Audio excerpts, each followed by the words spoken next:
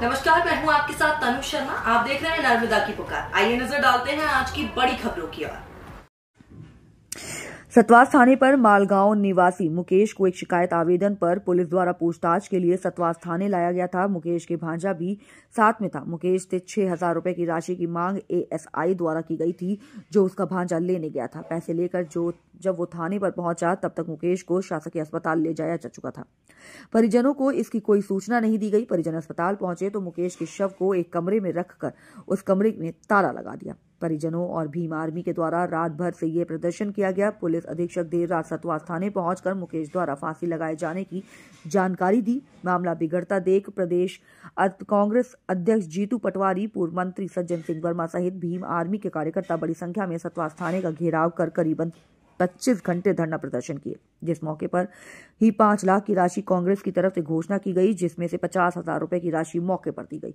प्रशासन ने सभी दोषियों पर कार्रवाई की बात करते हुए न्यायालयिक जांच के आदेश जारी कर दिए गए हैं। वहीं 50,000 की राशि रेड क्रॉस द्वारा कल परिजनों को दी जाएगी। साथ ही प्रति माह बच्चों को 4,000 की सहायता राशि दी जाएगी। दोनों बच्चों की शिक्षा और हॉस्टल की व्यवस्था की जाएगी। माता के लिए आवास योजना का आश्वासन एसडीएम प्रवीण प्रजापति द्वारा किया गया। आपको बता दें कि थाना प्रभारी आशीष सिंह राजपूत को रात को ही तत्काल प्रभाव से निलंबित किया जा चुका है। प्रशासन के आश्वासन के बाद परिजन मान गए और पोस्टमार्टम करवाने के लिए तैयार हो गए। दिन भर के हजारों की संख्या में ये लोग धरना आंदोलन में बैठे हुए थे। जिला शाजापुर के एडिशनल एएसपी, देवास जिले के तीनों एडिशनल एएसपी सहित दर्जन भर थाने का बल के साथ एसडीएम, तहसीलदार, न्यायाधीश, डॉक्टर की टीम, नगर परिषद का स्टाफ सहित बड़ी संख्या में प्रशासनिक अधिकारी, कर्मचारी उपस्थित थे।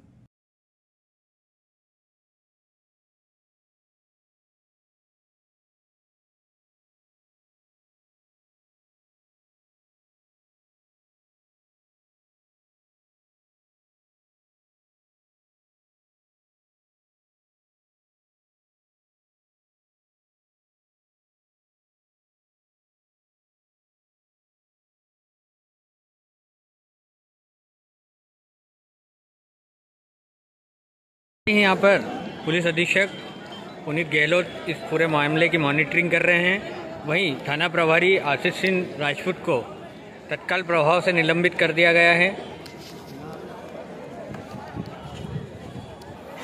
ये आप देख सकते हैं, एसपी यहाँ पे भीम आर्मी के कार्यकर्ताओं से बात करने की कोशिश कर समझाइश दी जा रही है।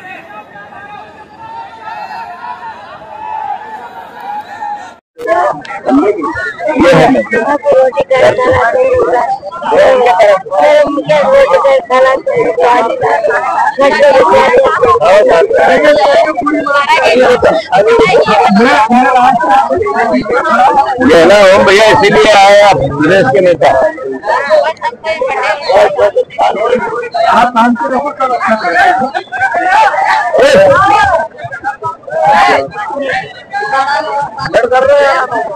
देखने आप ये करो, फिर हम तैयार हो जाएंगे दूसरी बात के लिए। उसका पोस्टमार्टम होना चाहिए। पहले थाना सस्पेंड करा जाओ।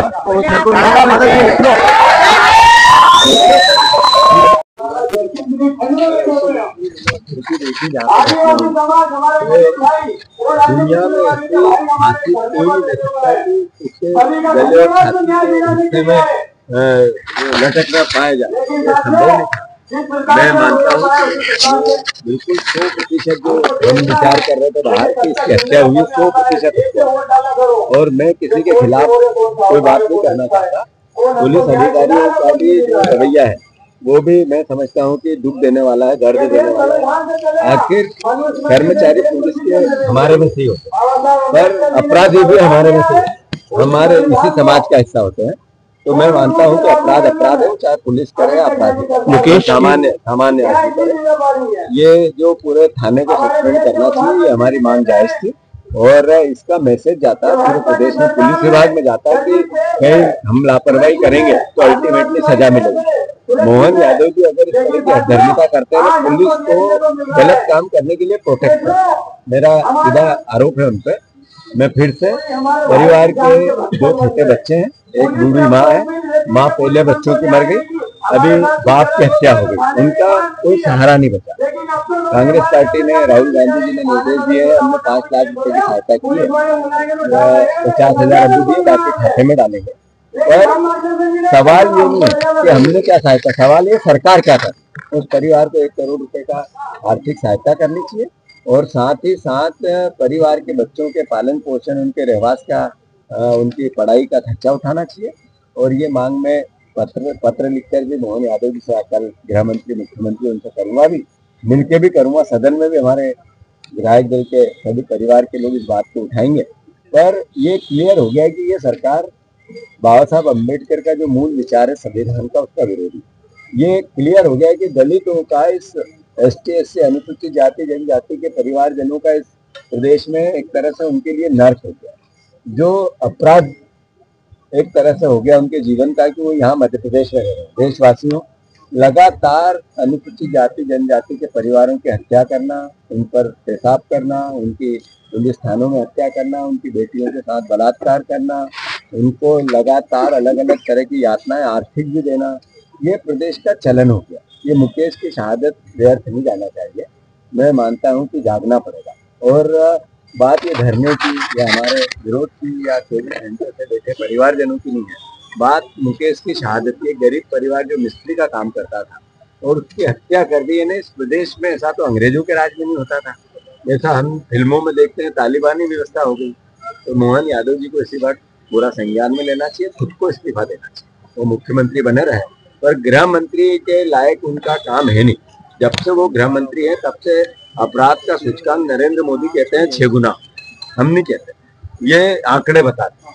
तो मैं मानता हूँ इसको सुधार अगर करना है तो उसकी इंडिपेंडेंट जिम्मेवारी किसी भी विभाग के, आपके ही मंत्री बनेगा, बीजेपी का ही बनेगा, उसको देनी चाहिए। और मुकेश की मैं बिल्कुल जोर दे के कह रहा हूँ हत्या हुई है उसकी, वो आत्महत्या नहीं।